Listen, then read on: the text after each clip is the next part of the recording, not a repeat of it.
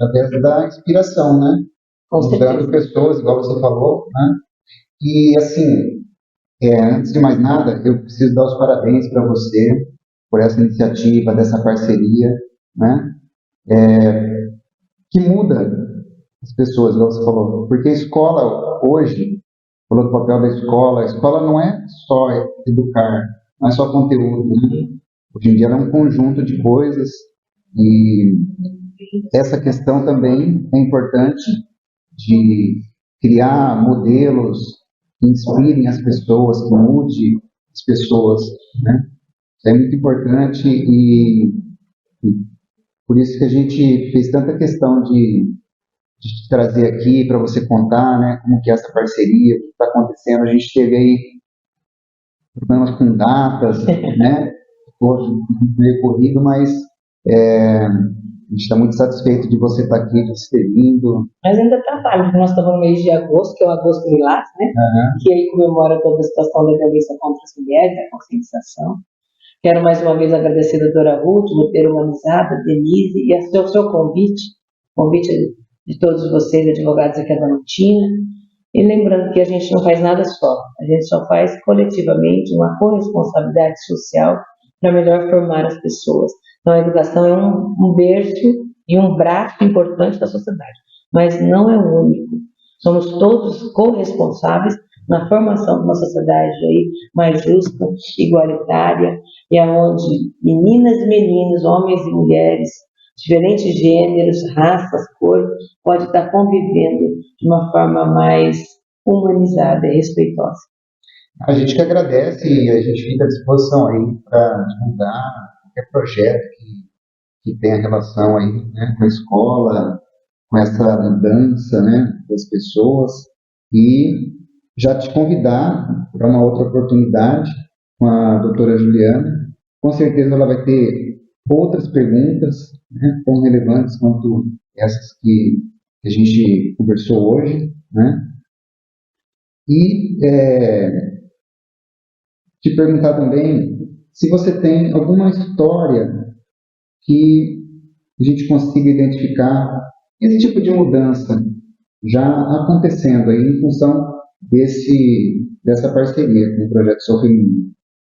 Olha, nós temos várias histórias, mas todos nós mudamos um pouco ao ouvir e trabalhar com essa temática. E todos nós, a doutora Artenira traz isso na fala dela, só vou repetir. Todos nós passamos por processo de violência ao longo da vida. E aí a gente tem, em relação às mulheres, uma situação bem atípica.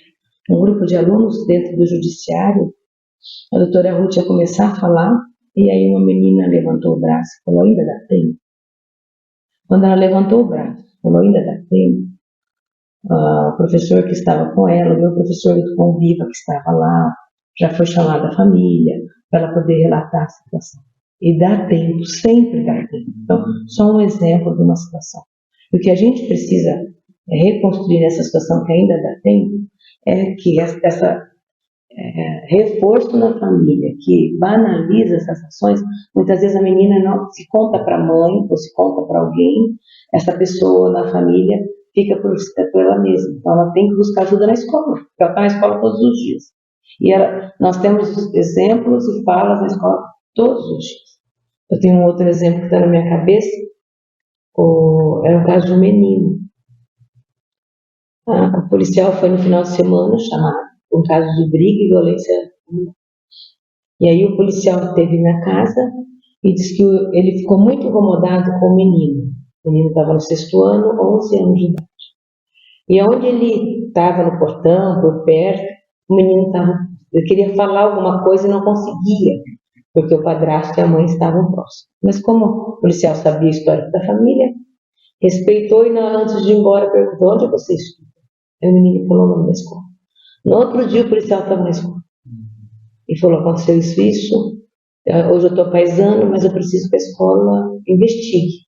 Isso foi no final de semana. Na segunda, quando a diretora me ligou, a gente já conversou como fazer os procedimentos. Na quarta ele já não estava mais com a família. Toda a situação de suspeita do policial foi comprovada pelas situações de escuta e outras situações mais em família.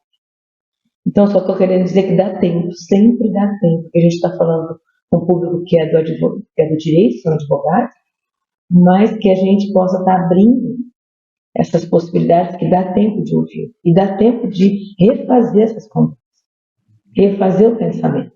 Todos nós, eu vou dar o meu exemplo, casei muito jovem, e por N vezes a gente abre mão dos seus ideais em prol da família, do marido, dos filhos, mas a gente vai amadurecendo. Eu tenho 2 filhas e um filho, e eu preciso dar o exemplo, tenho netos, então para dar o exemplo a gente muda esse posicionamento, a gente muda a forma de agir, para se colocar de fato como mulher. Só que as meninas muitas vezes não têm essa maturidade, né? A gente vai pensar uma jovem adolescente não tem essa maturidade. E leva para a vida, né? E leva para a vida. É o exemplo do menininho que eu dei, um menino que sofria violência doméstica. Só que o olhar fala, o corpo fala, não é só a verbalidade, a verbalização da oralidade que fala. E a gente também na escola precisa nos treinar para essa escuta do corpo. Vamos falar, a escuta, porque um menino, outro dia aconteceu numa escola, que até nós estamos propondo guia de convivência. A menina do nada bateu muito numa outra. Nós temos o vídeo, as câmeras pegaram. Na hora que as 2 brigaram, a gente foi investigar. A que bateu era tão vítima dentro de casa como aquela que apanhou e foi vítima na escola. Ela apanhava dentro de casa. De reproduzir. De reproduzir. Estou dando pequenos exemplos. Então, essa escola a gente está entrando com guia de convivência, uma situação em parceria com o judiciário, para tentar minimizar essas situações. E aí que para nós é ponto de atenção, não só que apanhou, porque para famílias é ponto de atenção para quem apanhou, que ela é vítima mesmo daquela situação. Mas quem bateu, quando são 2 menores, 2 adolescentes, crianças, quem bate muitas vezes é tão vítima quanto quem apanhou.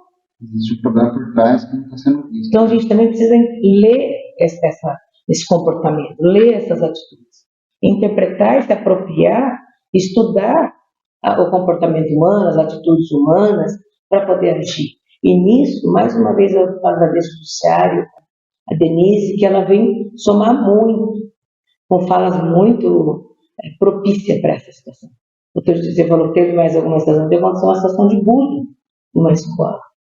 E aí, entre 2 meninos, uma agressão, e envolvia uma menina, coisa que todos nós talvez já passamos, era uma paquera com a menina, e aí houve uma situação de bullying, e aí foram para redes sociais e colocaram aquela situação. Piorou todo o contexto.